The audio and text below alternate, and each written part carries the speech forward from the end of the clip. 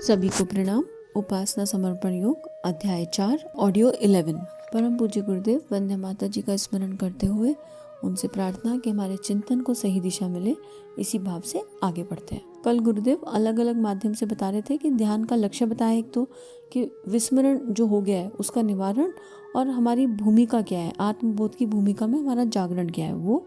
और अलग अलग एग्जाम्पल से गुरुदेव ने बताया कि अगर हम एक छोटा सा निर्मल बच्चा बन जाए और वो भाव हो जाए हमारा, तो ये यात्रा सरल हो जाएगी। जैसे बच्चे को माँ के अलावा कुछ नहीं समझ में आता और बच्चा माँ की गोदी में सुकून रहता है, उसे कुछ भी नहीं पता होता आसपास का। तो वही निश्चलता हमारे मन में आनी चाहिए, आई एकदम डिज़ोल्व, जो ये फॉल्स आइडेंटिटी है डिज़ोल्व हो जाए। और फिर अलग अलग एग्जाम्पल से गुरुदेव ने कंसंट्रेशन का महत्व बताया।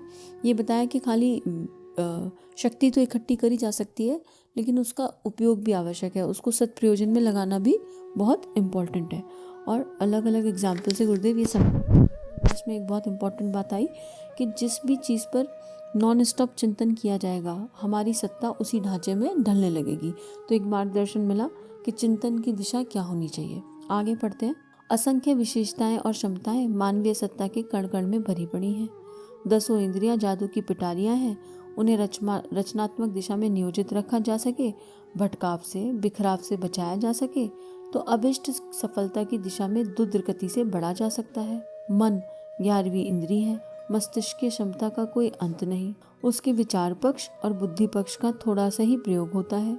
शेष चित्त अहंकार वाला अचेतन समझा जाने वाला, किंतु चेतन से लाखों गुना अधिक शक्तिशाली भाग तो अविज्ञात स्थिति में निष्प्रयोजन ही पड़ा रहता है। अचेतन का अर्थ यहाँ उपेक्षित कहना ही उचित है। तो गुरुदेव यहाँ ये बता रहे हैं कि इतनी सारी हमारे अंदर क्षमता है। मैंने एक जगह पढ़ा था कि स्वामी विवेकानंद का 13% ब्रेन केवल एक्टिव था और तब वो इतना कुछ कर गए। मतलब वैसे तो स्वामी विवेकानंद एक ऐसी सत्ता है जो कम्प्लीटली अवेयर थे, लेकिन ब्रेन के टर्म पे 13% ब्रेन का मैंने कहीं पढ़ा था। तो इमेजिन कीजिए केवल 13%, और हम लोग तो कितने परसेंट यूज़ करते होंगे हम सोच ही नहीं सकते। शायद 2-4% भी कर लें तो बहुत बड़ी बात है। तो गुरुदेव यही कह रहे हैं कि ये जो इंद्रियां जिन्हें जो इतने बढ़िया काम के लिए मिली थी, अगर ये इंद्रियों का सदुपयोग हो जाए तो भी जीवन बहुत सार्थक हो जाएगा। अभी तो हम इंद्रियों के गुलाम पड़े हुए हैं। इंद्रियां मतलब हमारी 10 इंद्रियां क्या है, हमारे सेंस ऑर्गन। भाई अब जीभ है, खाने की भी काम आती है और बोलने की भी। हमें पता ही नहीं होता कब क्या खाना है और कब क्या बोलना है। अगर एग्जाम्पल लें, आँखें हैं तो उनको क्या चिंतन करना चाहिए। तो जो सारे सेंस ऑर्गन है और जो बॉडी ऑर्गन है 5 और 11वीं इंद्री मन, ये इंद्रियों का गुलाम बन गए। तो गुरुदेव कह रहे हैं कि जो असली शक्ति है वो तो उपेक्षित ही है। अचेतन मन तो उपेक्षित ही हो गया, उसके बारे में तो सोचा ही नहीं है, हमें आइडिया ही नहीं है। तो जप और ध्यान से हम वहाँ अचेतन मन की शक्तियों को उजागर करते हैं। आगे गुरुदेव बता रहे हैं, मन और बुद्धि वाले भाग का जितना उपयोग किया जाता है उतना ही चित्त अहंकार का भी प्रयोग होने लगता है। तो मनुष्य दुनियादार बुद्धिमानों की तुलना में असंख्य गुनी विचारशीलता प्रज्ञा भूमा प्राप्त कर सकता है और मात्र समझदार न रहकर तत्व दृष्टा की स्थिति में पहुंच सकता है। बिखराव को रोकने, उपलब्ध शक्ति को संग्रहित रखकर अभिष्ट प्रयोजन में प्रयुक्त कर सकने की कुशलता को आध्यात्मिक एकाग्रता कहते हैं। इसकी डेफिनेशन एक तरह से बताई गुरुदेव ने कि जब इस मार्ग पे चलते हैं तो आध्यात्मिक एकाग्रता क्या है। सबसे पहले तो जो ऊर्जा इकट्ठी हो रही है उसका बिखराव ना हो, वो चैनलाइज हो, सही तरीके से यूज हो। फिर जो शक्ति मिली उसको इकट्ठा किया और फिर कोई लक्ष्य बनाया, अभिष्ट प्रयोजन में प्रयुक्त करना। कोई लक्ष्य बनाया और उसे कुशलता से उस लक्ष्य के लिए यूज किया, लेकिन सदुद्देश्य। ये गुरुदेव शुरू से समझाते आ रहे हैं। सद्बुद्धि गायत्री मंत्र का आधार है। अध्यात्म शास्त्र में मनोनिग्रह अथवा चित्त निरोध इसी को कहते हैं। मेडिटेशन की योग प्रक्रिया में बहुत चर्चा होती है। इसे एकाग्र हो सकने की कुशलता भरी समझना चाहिए। सुनने समझने में यह सफलता नगण्य मालूम पड़ती है, पर वस्तुतः बहुत बड़ी बात है। इस प्रयोग में प्रवीण होने पर मनुष्य अपनी बिखरी चेतना को एकत्रित करके किसी एक कार्य में लगा देने पर जादू जैसी सफलताएं, उपलब्धियां प्राप्त कर सकता है। हमने बहुत सुना है मेडिटेशन, तो मतलब सुना क्या है, रेगुलर वर्ड है मेडिटेशन। और योग प्रक्रिया में तो कहते ही हैं। चित्त निरोध की बात भी गुरुदेव यहाँ कर रहे हैं कि ये सब एक ही बात है। मनोनिग्रह, चित्त निरोध और मेडिटेशन एक्चुअली इफेक्ट है। मेडिटेशन क्या, आप थॉटलेस हो जाते हो, थोड़ी देर के लिए भी थॉटलेस अगर हो गए। एक एक्सपेरिमेंट करके देख सकते हैं। गायत्री मंत्र ईयरफोन से, या फिर वो ईयर प्लग्स आते हैं, उसमें वो कान में लगा लीजिए और फिर अपनी जप साधना करके देखिए, तो बाहर की सारी आवाज़ें आनी बंद हो जाएंगी। और जब वो आवाज़ें आनी बंद हो जाएंगी ना, तो प्रैक्टिस से क्या होगा, एक ऐसी स्टेज आएगी जब आवाज़ आएगी भी तो इम्पैक्ट नहीं पड़ेगा, जब शुरू में अभ्यास करेंगे। आगे गुरुदेव लिखते हैं, एक मोटा लोहा लेकर उसे किसी कड़ी वस्तु में धंसाया जाए तो उसमें भारी कठिनाई पड़ेगी, किंतु यदि उसकी नोक पतली कर दी जाए तो साधारण दबाव से भी वह गहराई तक धंसता चला जाएगा। मोटे तार और सुई की पतली नोक का अंतर सहज ही देखा जा सकता है। तार को कपड़े या कागज की तह में ठूसना कठिन पड़ेगा, किंतु पतली नोक वाली सुई सरलता पूर्वक प्रवेश करती चली जाएगी।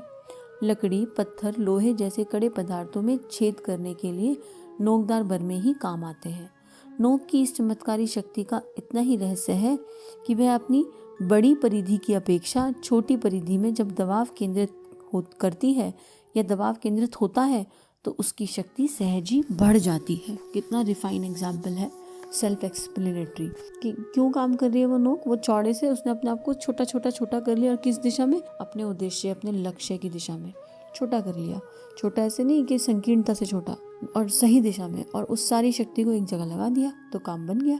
जमीन देखने में मिट्टी, धूल की तरह निरर्थक वस्तु प्रतीत होती है, पर यह उसकी ऊपरी परत का ही मूल्यांकन है। उसे खोदने पर एक से एक बहुमूल्य वस्तुएं मिलती चली जाती हैं। थोड़ा खोदने पर पानी निकल जाता है। उसका दैनिक उपयोग सारे काम चलते हैं। पेड़ पौधों की सिंचाई तथा कारखाने चलते हैं। इसमें गहरे उतरने पर अनेक रासायनिक पदार्थ, धातुएं, रत्न, गैस, तेल जैसी बहुमूल्य वस्तुएं हाथ लगती हैं। स्मरण रखा जाना चाहिए कि यह गहरी खुदाई नोकदार बरमे से ही कर सकते हैं। एकाग्रता से ही शक्तियों का एकीकरण कर सकते हैं। इससे अंतः क्षेत्र में छुपी हुई विभूतियां और बाह्य क्षेत्र में फैली हुई संपत्तियां प्रचुर परिणाम में उत्पन्न और उपलब्ध हो सकती हैं, और सामान्य सा जीवन असामान्य विशेषताओं और तज्जनित सफलताओं से भरा पूरा दृष्टिगोचर हो सकता है। तो एकाग्रता, कंसंट्रेशन को गुरुदेव बहुत महत्वपूर्ण यहाँ बता रहे हैं। हिंदी वर्ड में एकाग्रता वर्ड को ही लेके चलते हैं, क्योंकि कई बार हिंदी का एग्जैक्ट इंग्लिश मीनिंग नहीं समझ में आता है, तो इसको बहुत इम्पोर्टेंट गुरुदेव बता रहे हैं। और ऐसा मान सकते हैं कि ये शरीर मिट्टी है, और इसके अंदर ये सारे एक से एक गहराई में अगर जब उतरेंगे तो सब कुछ, पूरा ब्रह्मांड इसी शरीर में छुपा बैठा है। लेकिन हम केवल मिट्टी को देख रहे हैं और इस शरीर के लिए लगे पड़े हैं, और शरीर को जितना देना चाहिए उतना ही दें।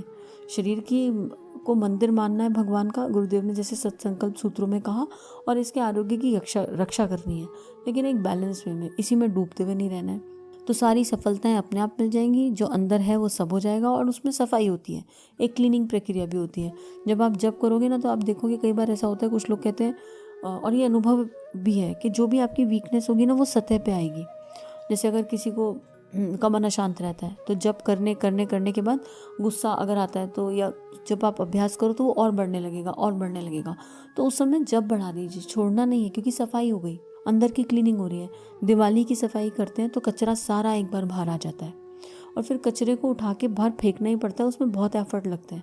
घर अंदर से तो डीप क्लीन हो गया, लेकिन बाहर से देखने में ऐसा लगता है कितना कचरा है। अब उस समय आपके ऊपर है कि आप उसे छोड़ दो या उसको और साफ करो, चाहे आप कैसे भी करो, उसको साफ तो करोगे ना।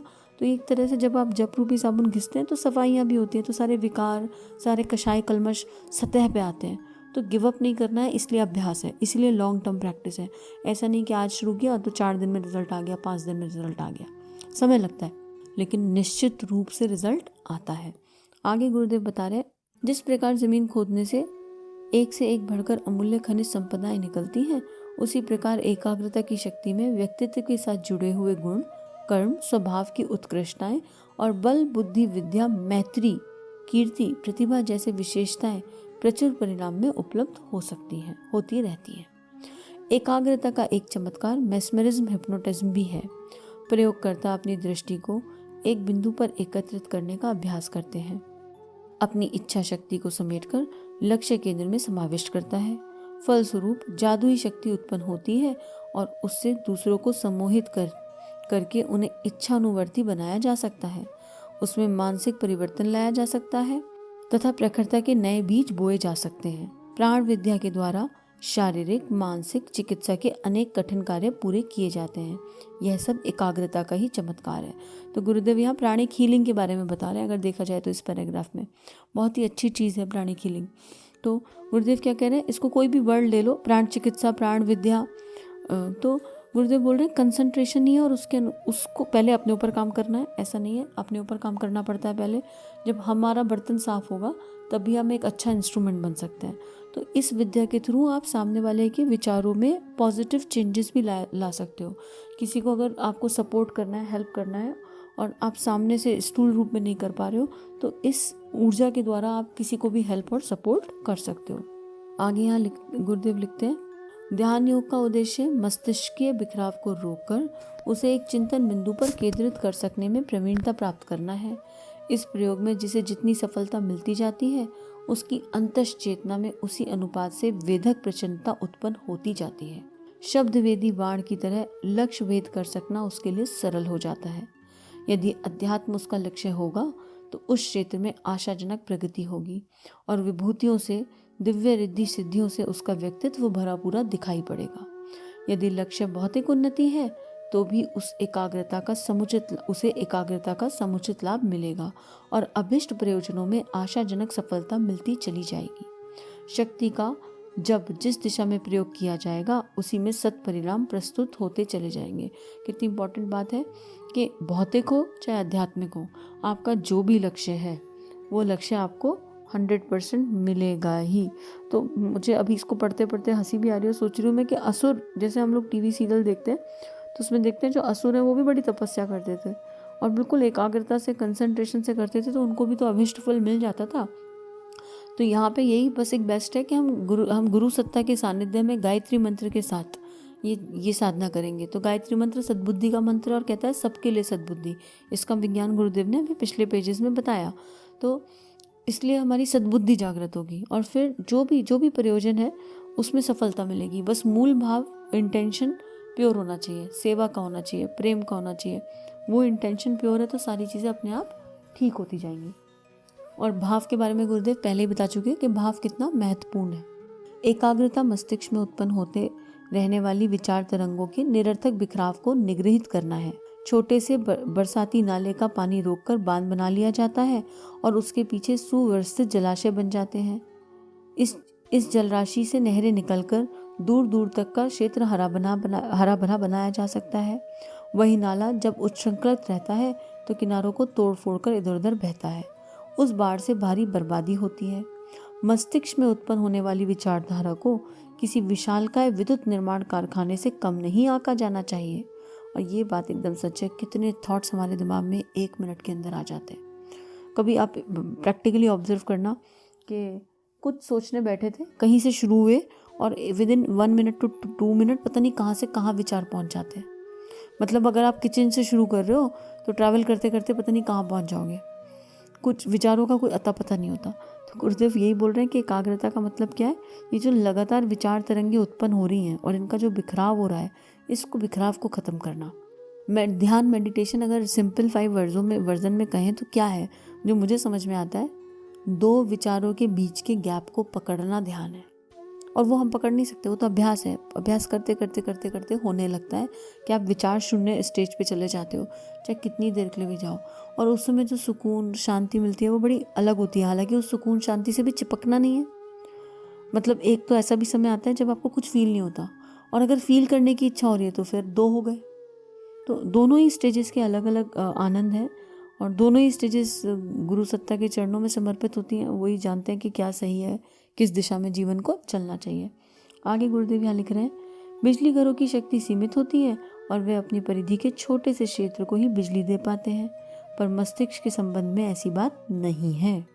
उसकी आज की क्षमता अगले दिनों अनुगुनी हो सकती है और प्रभाव क्षेत्र जो आज घर परिवार तक सीमित है वह कल विश्वव्यापी बन सकता है। मतलब बिजली घर से भी तेज है हमारा ब्रेन। बिजली घर के तार निर्धारित वोल्टेज की क्षमता धारण किए रहने के लिए बाध्य हैं, पर मस्तिष्क की प्रचंड सत्ता परिस्थिति के अनुसार इतनी अधिक क्षमता उत्पन्न कर सकती है कि क्षेत्र समाज की सीमा को पार करते हुए अपने प्रभाव से समस्त संसार को प्रभावित कर सके और वातावरण को बदल देने में अति महत्वपूर्ण भूमिका निभा सके। कितना इम्पोर्टेंट गुरुदेव ने आज स्वाध्याय करवाया। सभी को प्रणाम।